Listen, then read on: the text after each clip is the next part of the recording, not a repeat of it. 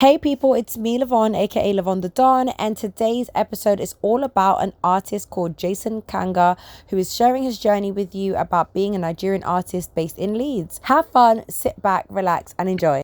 Boom. Yeah. Welcome. So, first things first, happy Friday. Thanks for joining me in this special VIP interview. Um, I just want it to be a chat. I want people to have the chance to get to know you, hear Yeah. about your journey, and then go off and discover your music if they don't already know it. So for the people that are watching and that are going to be like new to me, I'm Lyvonne, Lyvonnethedon. I just love great music and conversations. So for me, whenever I find people that, make sense, are passionate, and are also music lovers or make music or share music, then I want to platform it. So that's what we're doing here today. But first things first, who are you? Where are you from? And where are you based? My name is I'm Jason Nkanga. I'm a hip hop artist from Nigeria, and I'm based in England, Leeds Okay, per. at the moment. And so far, what is the biggest difference between Nigeria and Leeds? Um, I think the music scene, it's popping in Nigeria, but not so much in Leeds. Not so much in Mm, Leeds. I've been here for like a while. I've been here for like a while now. I haven't really been able to, you know, pierce through the music scene here. So I feel yeah, like that's the biggest difference here. Not much musicians. You can't really find musicians here. Like it's not the music hub. yeah. Yeah, But you know what? That's the joy of having a passion. Because if you go somewhere where the music scene's already popping, you might end up like trying to morph yourself into what you think yeah, people want because people are already out there. So I think it adds like an extra edge that you are basically going against the grain and you're in a city that isn't known for the music that you make. And speaking of the music you make, how would you describe either your genre or your vibe for first time listeners? Um, for first time listeners, I would describe my music as I don't want to say conscious music, but like I would say like music that you listen to the lyrics. Like Mm, it's you I have some that like you vibe to it, but there's some that you have to catch like the lyrics and everything. So if you're that kind of person to listen to songs with meaning, let's say with yeah, meaning, then that's the one it's for you. giving depth. I Yeah. like that. I think it's a good way to describe your content. How would you describe your sound? What would do you have people that you would compare your sound to or people that inspire your sound? Um, I would say someone like J. Cole. I I not like I don't want to say I grew up listening to him, but for a large portion of my music career, my music life, and everything, I've been listening to him. So I'm heavily inspired by J. Cole. Um, I'm heavily inspired by, I listen to different artists, actually. Kanye. I listen to Kanye. So I'm inspired by Kanye. It's Yeah. creativity. So it So yeah, seems like the running theme is like um depth and storytelling and yeah. creativity because I feel like people that listen to J. Cole and Kanye, like I'm a dream villain myself. So Oh, you have to know how to like enjoy the music and enjoy the melodies, but also like really tap into what he's saying. Because it's also like sometimes you may listen to tracks and then you think you get it, and then years later you listen back with like more context and you're like, yeah, oh, like when I used to listen to Kanye, I didn't have access to like Martin. I didn't watch Martin growing up because we don't really have it in the UK. And the people that I know that watched it, they had it on channels that I didn't have growing up. So I remember certain references, like I had no idea what he was talking about. I was like just saying the words. And then as I yeah, reached adulthood, I was like, Oh, Gina Martin. Oh, It's clicking now. I was like, okay, there are references that I would never have got because I didn't grow up with Martin as like a show that I was watching. So it's interesting because you never know who's listening to you now might have a different insight when they come back 10 years later and know more about you and mm, have different life experiences and be like, do you know what? When I listened to that track back then, it meant something different and now it means this. So I love that. Are you listening to anyone at the moment, like obsessively?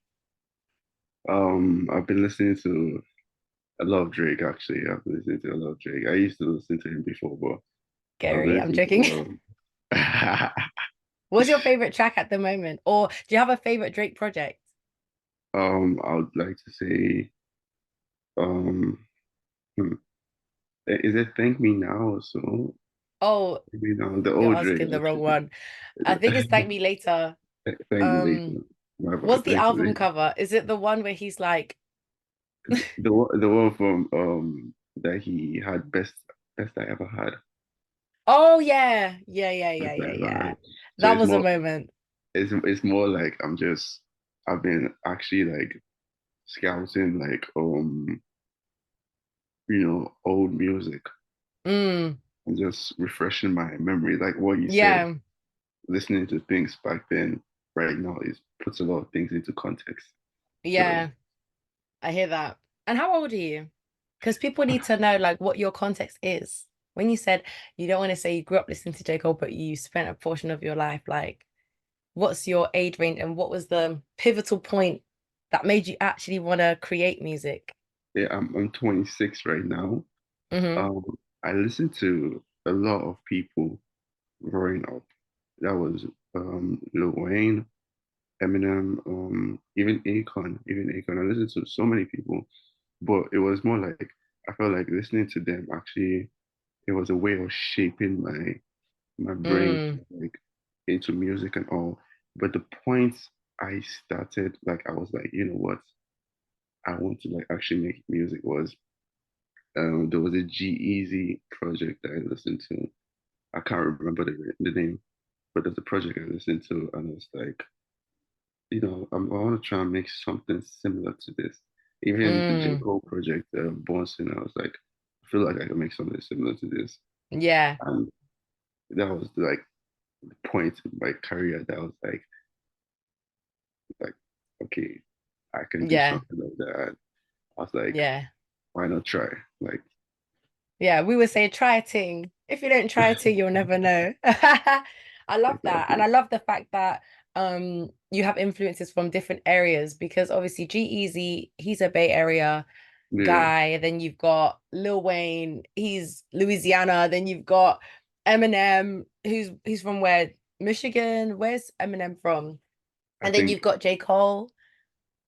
yeah, and J. It's Cole. a nice mix. It's a nice mix. Do Um, you listen to any female rappers or female artists? I do. Doja Cat, Who's your Nicki oh, Minaj. that's yeah.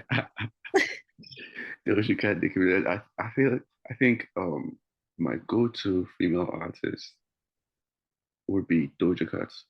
I don't Yeah, know. There's something about her sound that I actually do like. yeah. Doja I Cat. think she's very experimental and she Yeah, has fun. You know, when you listen to artists and you're like, they're good at this, but it's also fun for them.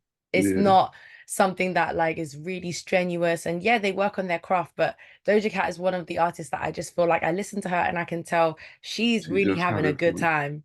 Yeah, Just having fun. she's having a good time. Okay, three words that you would use to describe what you're looking forward to for the rest of this year in your music journey. Three words. They could be themes or they could be literally random words. And then people will just have to see after the year is finished whether they understand the context. So you don't even have to describe, like, you don't have to explain them. You can give us three words or you can give us three themes. Success. I think I'll just give words. Success. Collaborations and and maybe numbers actually. Numbers is actually part of like success, but Yeah. I'll say I'll see that. Yeah. So numbers, Um, success, collaborations. Okay, collaboration that's a nice, I feel like that's a nice three words. It gives people like a lot to think about. and in-depth, Who would be and what? and in-depth, Oh, and like more in-depth. depth. Who would be your dream collaboration? You can pick one dead artist and you can pick one alive artist. One dead artist. To be fair, I was always a huge fan of Michael Jackson, but I feel like Mm, I feel like his music would not be the same as mine. Like it would be hard to, yeah. you know. So for a dead artist, I would pick her. I'll pick Tupac. Tupac, I Mm. think. And for an artist that's alive,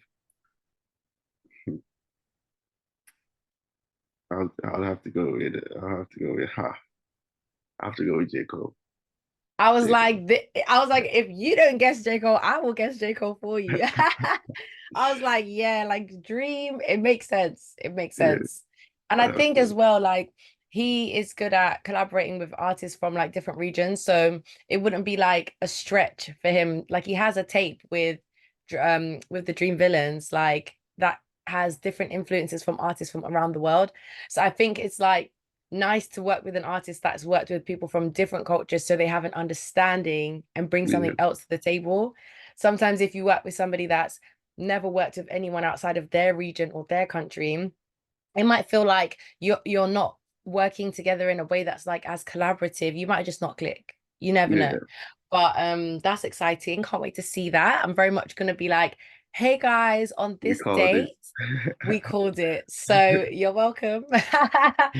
And speaking of collaborations and speaking of inspirations behind your music, you have a song called Real Talk. Tell us about that. I guess what I want the audience to know is what made you create the song and what would you like the audience to get from the song?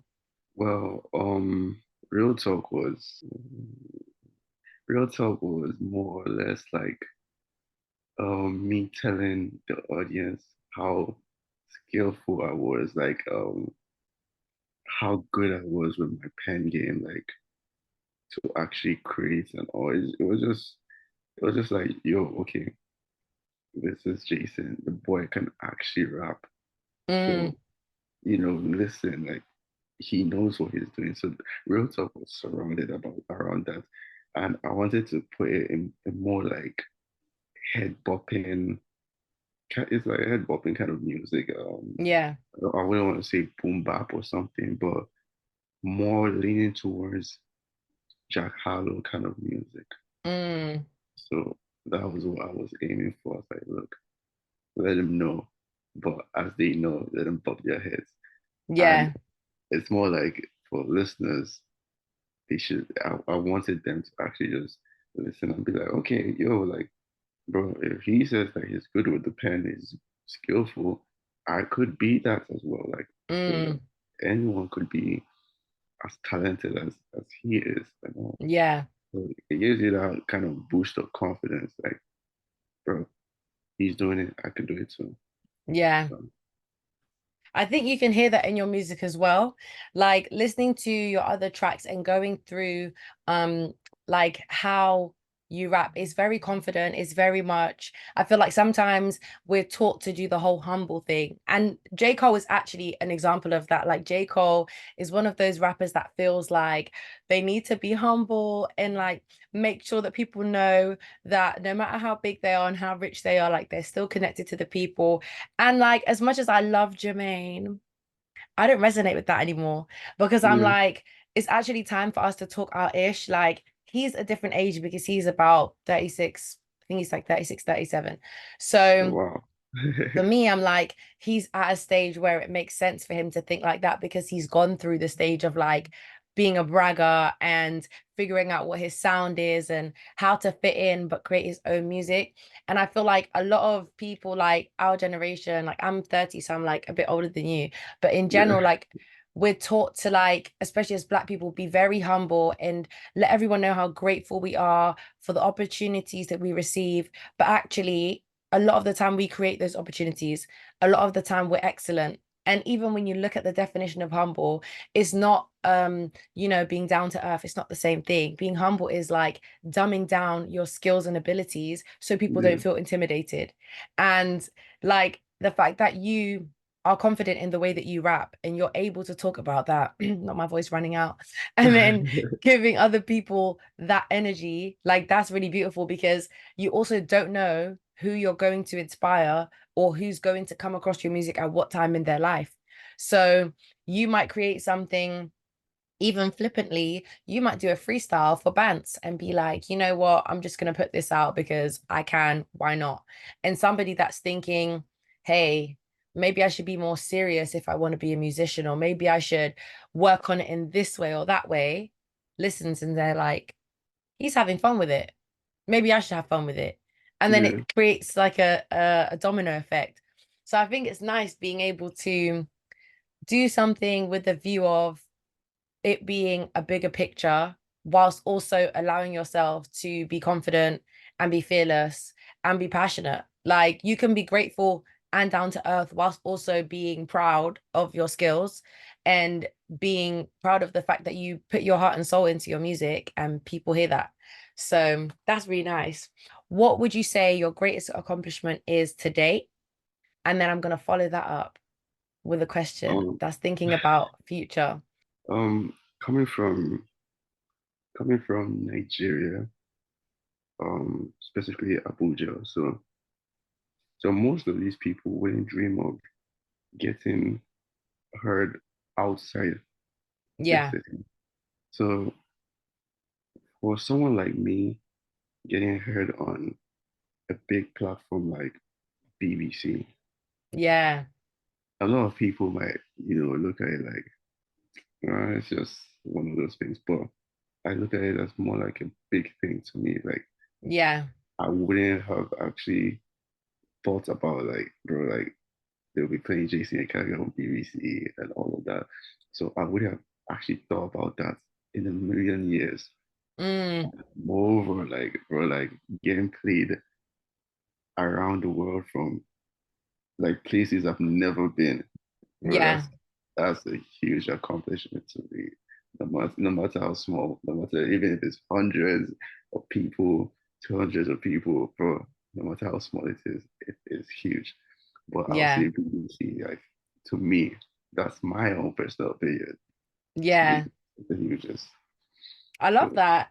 And to be honest, it's true. Like something can mean something trivial to somebody else, but because you know that one of the biggest things for you is like recognition and being heard in places that you're not in, I think yeah. that that makes a lot of sense for that to be your greatest accomplishment thus far.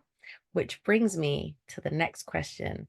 It's a question slash a prompt because I like giving people material to look back on. So encouraging people to dream is like my thing. Sometimes you think small because people tell you to be realistic. So I want you to think of the biggest stage that you would love to perform on. So you can do, it could be a festival, it could be an event, but I want you to name three, and they could literally be random. They could be anywhere in the world, even if it's not a festival that like exists. If you would want to play on that stage in that country, that's what I want to know. So top three places that you would love to play. But what about if I don't know like three? But okay, yeah, that's if I should know three. I was like, But you're planning for fame. You should know three. I should know three. I would love to perform at O2, the O2 Yeah. Arena. That is certain. I'd love to perform at the O2 Arena. Dreamville, Dreamville Festival. I would love, like, bro, that would be amazing. I would love to perform there. And would I say Rolling Stone? Or that Oh, is it Rolling Rolling Loud. Stone?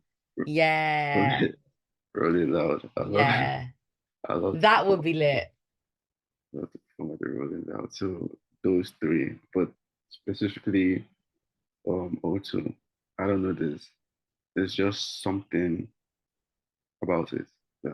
Mm. And I think stadium tours are just like so iconic. Like looking at the level of production between like when an artist first has their, concert in like a smallish venue, and then over the years seeing their crowd grow and grow, and even just seeing like I'm a nerd for like performance, events, like festivals, music. So I'm always looking at like the behind the scenes. I'm like, look at the production. They have like lights, they have fire, they have all of these things that in the first show it was them and the mic. And sometimes they didn't even have a band, they didn't even have merch. Even seeing people's merch improve from like their first show to like them selling out stadium tours, like that's really inspiring to me because I'm like, one of the things that I dream about is like opening DJ set for like my favorite Yeah, artist. Like that's just so iconic to me because it's like going from being in the audience and looking at whoever is making you vibe whilst your favorite artist is about to come on, and then that being you. Oh, nobody's gonna hear the end of it. Like nobody's gonna hear the end of it. For me, that's like how I can relate when I speak to artists and I'm like, where do you want to perform? Because I have like lists of places that I want to yeah. perform. And I'm just It's like, always good. It's always good to have a good. yeah, you have to visualize that you do, because if you don't visualize it, you're actually like limiting yourself. If you only look at your reality, when your reality could literally change based on what you believe can happen, you're going to be like stuck in your tiny box. Like, imagine you thought to yourself, I can rap, but like no one wants to hear it. Well, of course, no one wants to hear it because you don't even believe that they want to hear it. Yeah, Like, when you rap and like, okay, the art that I'm putting out, it doesn't matter if one person listens, I know it's good, and I know that there's gonna be an audience and there's gonna be a crowd for it. Then people feel that energy when they listen. Like, there's a confidence and like a passion that you can hear in people that really care about the art they're creating. And I feel like that comes across in your music as well. thank So you. now I have some other questions for you. Um, in order for people to get to know you, what do you do in your spare time when you're not making music? If anything, because some people don't really do other things, they stick to the things they love. Yeah. If I'm not making music, I'm actually probably I either listen to music or watch movies or play football. Mm, So around the three, yeah. or just read up something. Like I like learning new things. Hmm. So So, learner to learner, what's something that you learned recently that blew your mind or made you want to research more? um, I'm sticking the um, tough questions, aren't I? um, recently, I would say I've been learning a lot of French. Ooh, tu parles French. français. Yeah, Okay. Soon to be a francophone. So that means when you're touring, you can like introduce yourself on stage. Bienvenue, O2 Stadium, or the French exactly. equivalent. I love Because that. I was like, because I have like a portion of my listeners. I think the second, no, it's US, then UK, then I think France. A Okay. portion of like people that the top three that listen to my music. Mm, So I have like the French like audience and everything. So it'll yeah. be nice to actually learn French so I could Yeah. relate to them. I'll be like, yo, like talking French. You get me? Like, Yeah. It's true. And you could drop some French words in there because people love when they're listening to music and they can actually relate to something. true, It's true. like I was listening to YG and he was there talking in patois. I said, okay, it was very random though. He just started saying bumbleclot in the middle of the track. But I was Yeah. like, okay, like you're giving us something, okay. But I think that's fun. And I think the last question that I have for you is, I want it to be a juicy one. This time next year, what is some news you would have wanted to share with like the general public? um, I, I mean, I don't want to limit myself and say, Mm, oh, it's probably not possible or something. But if it does happen, it happens. If it doesn't, Yeah, you got to speak it. Like, you got yeah. to speak it into But existence. I would love to actually announce that I've been signed at least like to the label. So So watch that would this be space is what we're telling them. exactly that would be great. That would be great. Yeah. Yeah, that would be great.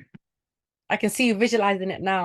And I want to add an asterisk. I want to add that it's not just any label. I want it to be a deal that suits you and your needs. Okay. A publishing deal that allows you to have creative freedom and express yourself, make loads of money outside of just streams, and also allow you to, learn and grow as an artist and not limit your expression to the box that they often want to put artists into. Yeah, Because if you don't manifest specifically, any old label might just come and you might get excited and be like, sign, and that's your life away. So, yeah, dream big, start researching labels from now. And also, one thing I would recommend is anytime that you're doing any type of like live music or you want to create and share, even if Leeds right now isn't like really got a scene, like going on Instagram live, connecting with other people in Leeds that maybe are thinking the same thing but just don't know who else is around, that could be a shout, because there might be people that are like also in the same stage as you where they're like, I have music to share, I don't know who to share it with, I know that somebody's out there, but how do I find them? Your platform is like your gold. And yeah, I'm hoping that after people watch this as well, they're like, well, I guess I need to visit Leeds.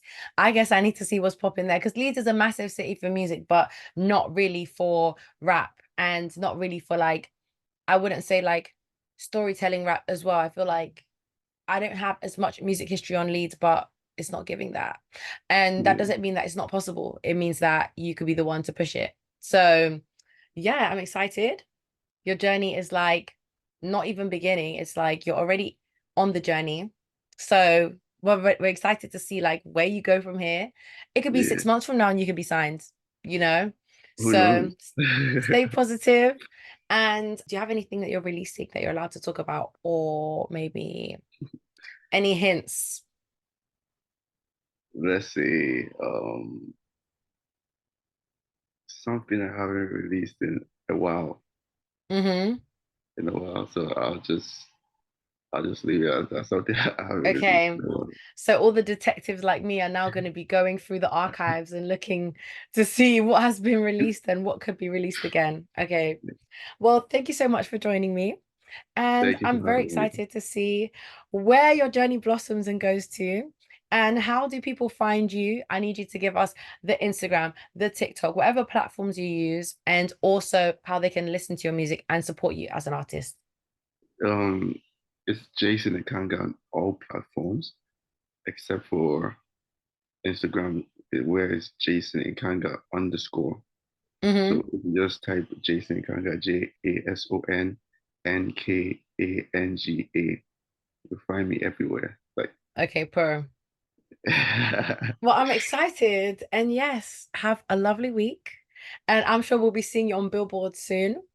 amen. So, if That's you're the doing that dream. humble stuff, stop it. There's no time for that anymore. This isn't the humble chapter.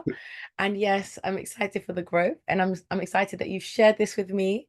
And yeah, stay tuned and keep it locked with Lyvonnethedon. So thank you so much for joining. And I'm gonna No, press no. stop. So let me press stop. So that was my interview with the lovely Jason. He brought the vibes, the contemplation. He gave me some real answers. And I love that. Make sure you go and follow him on his socials. So his Instagram, his Spotify and Apple Music, and his YouTube and Twitter are all there. I will put this in the description box as well. And make sure you go and listen to his latest release, Real Talk, which is what is playing in the background. Have a lovely week and make sure you like, subscribe, and share. Bye.